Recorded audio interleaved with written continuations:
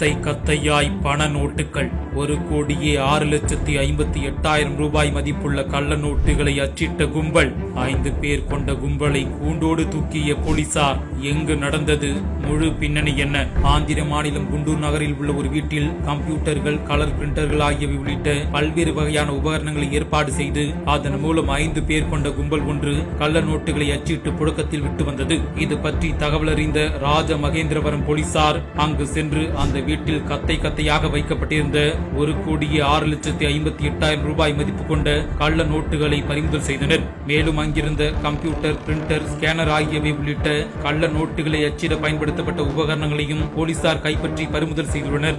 100, 200, 500 ஆகிய ரூபாய் நோட்டுகளை போலியாக அச்சிட்டு புழக்கத்தில் விட்ட இந்த கும்பலைச் சேர்ந்த ஹரிபாபு, சீனிவாஸ், ஏழுகொண்டலு, மது, மணிக்குமார் ஆகியோர் கைது செய்யப்பட்டுள்ளனர். கள்ள நோட்டு கும்பலைச் சேர்ந்த ஹரிபாபு தன்னுடைய கார் பழுதான நிலையில் அதை ரிப்பேர் செய்ய மெக்கானிக் செட் ஒன்றுக்கு சென்றார். அப்போது அங்கிருந்த மெக்கானிக்கிடம் 4 500 ரூபாய் நோட்டுகளை அட்வான்ஸாக கொடுத்திருக்கிறார். அந்த பணம் கள்ள நோட்டு என்று தெரிந்து கொண்ட மெக்கானிக் இது பற்றி போலீசாருக்கு தகவல் அளித்தார். அந்த தகவல் அடிப்படையில் போலீசார் குண்டூரில் கள்ள நோட்டுகளை அச்சிட பயன்படுத்தப்பட்ட வீட்டில் அதிரடியாக சோதனை செய்து நடவடிக்கை எடுத்தது குறிப்பிடத்தக்கது.